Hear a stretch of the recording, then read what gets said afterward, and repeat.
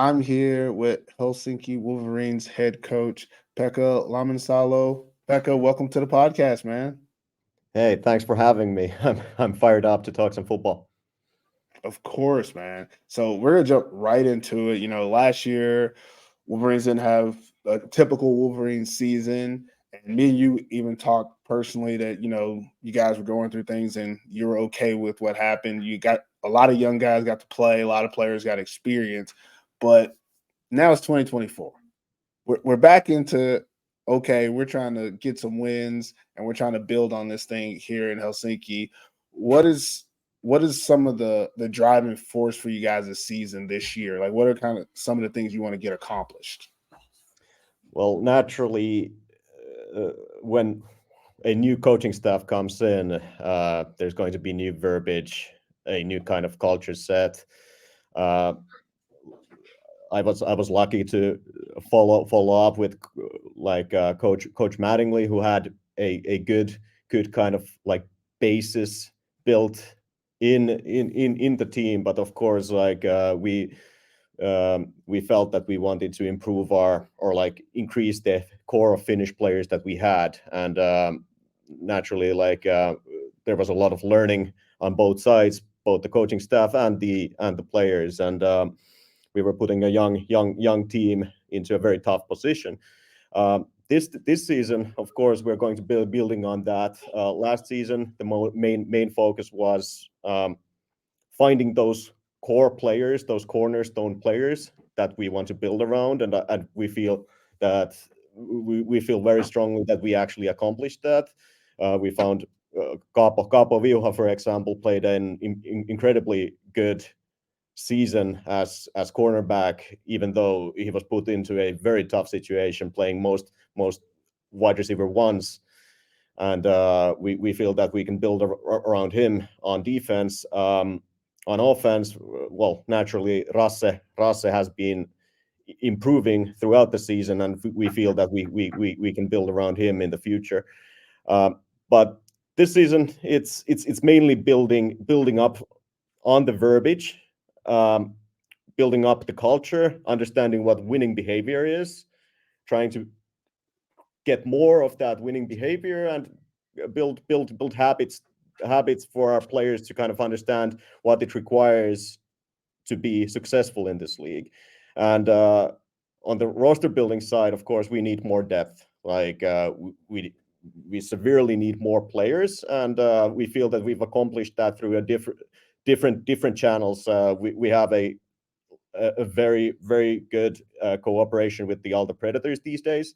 You can see some of the Alta guys who started off in Alto going on and having a lot of success in the Butchers, for example, Ilmari and Atro, to mention a few there. And we feel that in a few years we're going to be able to have success with those Alto guys as well.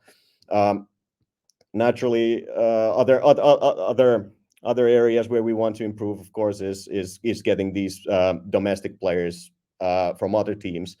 Sampo Viinamäki, to mention one person, has signed with us, and we are able to improve our wide receiver core and wide receiver room there. So, like plenty of different approaches, and I feel that like with the core from last year being one year more experienced, we feel that we can actually shock some people this year. That's awesome, man. It sounds like you've been busy in the off season, trying to make sure you make Yeah. those improvements. I want to talk a little bit about like the on the field stuff without, giving away your secrets. But last year, from what I saw on the field, you guys' offense, physically and depth wise, you were a little bit overwhelmed, and that's to be expected when you don't have the numbers and a lot of your players are young. But your offensive scheme was sound. Like, you had very good play calling as the season progressed. I will be honest, at the beginning of the season, I think you tried to do a little more than you can handle. But once you guys figured out what you could and couldn't do, you're very consistent. There were a lot of times when you got to see like there was flashes of you guys doing what you do well consistently, and then something fluky what happened, and that comes with first time in the Maple League for a lot of the guys. But then on the defensive side, you guys played tough all year. And that's pretty much all you could do defensively sometimes against the talent in the Maple League. But I wanted to ask you, like going into this season, what are some things that you guys are trying to improve on the offense and defensive side to make sure you can compete even better this year? Yeah, that's a good question, and yeah, I agree on your assessment on both the offense and the defense. Like I feel that we were able to move the ball, but then something always happened, and Yes. mostly it was us shooting ourselves in the foot. But Hmm. offensively, our main or like uh, there's not going like I'm not probably going to give a lot away by saying that yes, we will be continuing with our wide zone approach this season. So plenty of wide zone, complementing it with duo, uh, and of course, anybody who knows some wide zone offenses, you have to have that bootleg element in it. Uh, the main focus that we've been focusing on with the offense though is the drop back passing game. I pretty much Hmm. scrapped it and started Yeah. going like that was where we had the most trouble, mainly due to pass protection. I don't feel that like Rasse was actually seeing the correct things most of the time. Um, the main thing was that we need to protect him better, and that that that meant that I had to I had like my background is in coaching air raid, and the unfortunate thing about that is that usually you have to have your running back in a route for most of the concepts to work nicely. Hmm. So with our drop back passing game, it's going to be uh, most like or less running back heavy, so that we can have a running back in the pass protection a little bit more, and it's going to be a bit more working with what we know Rasse can do, and how he's good. He's good at reading defenses, so we feel that we can go into the right direction if we just give him the protection. But like yeah, mainly the drop back passing game and the pass pro is something that we've needed to work on.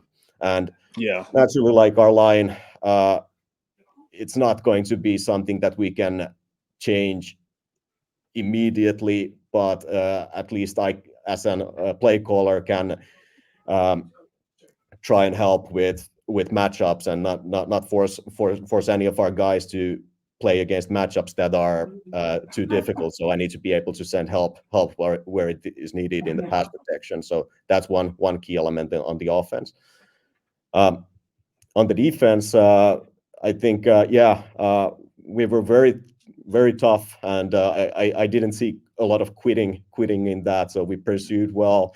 Um, there was a lot of good tackling. I think mainly it was in the deep balls, especially when we were in situations where we had to have our young cornerbacks playing against veteran American wideouts, where we had a lot of trouble. So like we need to be able to stop explosive plays. Uh, we need to be able to cover the pass much better than what we were able to. And we're hoping that now that we're bringing Darius Lewis back, he's been rehabbing from his Achilles injury, but he's doing really well. He's already able to practice and move around. So we feel that Darius has brought in quite a lot on that end. Okay, that's awesome. I mean, I'm really interested to see how you guys progress because I think last year was a lot of learning for both the coaches and the players. And then this year, we're going to see where you go from that. So it's a really interesting aspect. Next thing I want to ask you about is give us a little bit of an update, on players that we should be looking out for from the Wolverines this year. Like you said, a lot of domestic players, but a lot of those names that you've already named, a lot of people don't know. So if you can, even rename some of those guys and tell us a little bit about some guys that will be key contributors for you this season. Yeah. On running back, like Sebastian Lugora, who was pretty much a workhorse for us last season, I feel that he's come into practice looking much stronger, much faster than last season. He's been working on his gym routine and getting more explosive from last season. I feel that he's on the edge of breaking out. I feel, especially once again the wide zone offense. It's tough for a running back because we require him to be able to read the plays, and it might sometimes take a little bit of while for him to understand how to read it, how to find the space. But now that he's got one year in the system, I feel that he's going to have a good season. Offensively, other people, I feel Jolle Joel Hentunen is going to have a better season. He was very raw last season. He's getting there. He's probably going to play some wing back for us, be able to block, but also catch some balls. Sampo was a good addition. Like he's probably been, or like people have seen him already in Kotka before, and like he's a good receiver addition for us. Niko Kantonen, I feel that like him put into a good position, he can succeed, and that's a lot about the like us revamping the drop back offense. We weren't able to get the ball to him enough last season, and that's completely on me as a play caller. But I'm very hopeful that we can incorporate him little bit more. On the offensive line, Emeli Tirkkonen, our young guy. I think he's 16 years old, but he's a physical guy and he moves really well. So I'm hoping that he'll be able to contribute on the offensive line. On the defense, yeah, Capo I mentioned. I think then we have like I feel that like our defense will surprise some people this season. Like they've been doing really well in practice. They have a really good attitude. They're running for the ball and getting interceptions, and not because our offense necessarily sucks, but like because they're actually working to intercept the balls, cause turnovers, all of that kind of stuff. So like not necessarily want to call out people on the defense, because like I feel that it's a unit and it plays well when every part of that unit plays well. But like people like Max, then Santtu Tajakar, defensive lineman, like he's been developing well. Like there's a lot of guys that will most likely make plays this season. Okay. All right. Last question, and I'm gonna let you get out of here, Pekka. Like I said, short interviews, man. Yeah. But last question.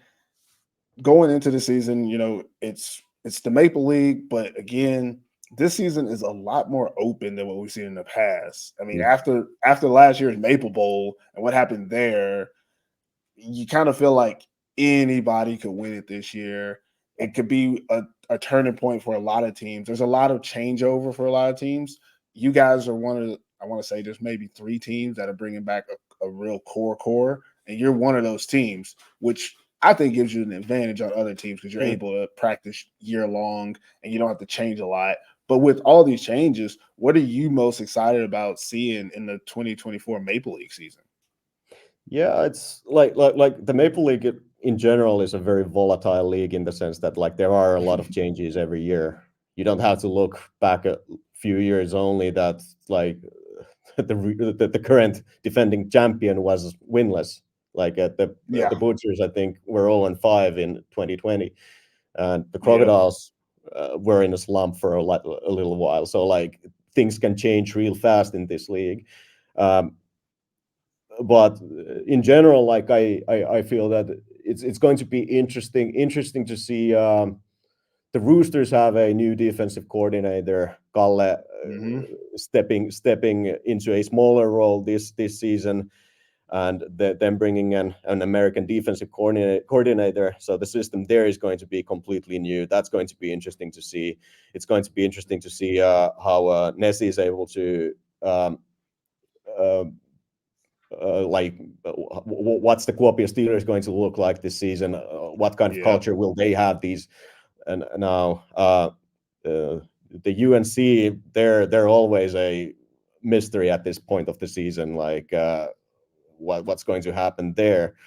A lot of intrigue. Not to mention, like I guess like the Porvo Butchers, I feel stronger this season than they necessarily were last season. Like they were able to bring a lot of new guys and still keep their core intact. But yeah, Seinäjoki Crocodiles, like that's another team that, like, what will their offense look like now that they have a new head coach and a play caller, like it's and a new quarterback to that's a lot of change for a team and for an offense. So like a lot of interesting stuff, and like where the scheme is going, I don't know. Like it could be interesting to see like are more and more people trying to adopt like different types of schemes going into the future, because like I think a lot of teams have been doing the spread stuff for so long, and the defenses I feel have caught up with that. So are people going more into that condensed kind of looks, or are people still going to be in that spread for most of the time? It's really interesting to see. Yeah. Those are a lot of interesting things. You went over the whole league. Thanks, Becca. Yeah. that was pretty much everything. You said it well too. Whenever you get done coaching, man, there's a spot for you on the podcast. That's for sure. You Yeah. just let me know. You just Yeah, let me know we'll because you see. did Like that. we had a bad tradition with the Kuopio away game, so like maybe after that, I don't know. Yeah, that's awesome. But again, Pekka, thanks for coming on the podcast, answering all the questions, really updating us on what's going on with the Wolverines. Good luck to you guys this season, and we'll be watching you here on the AFF podcast. Yeah, thanks, man.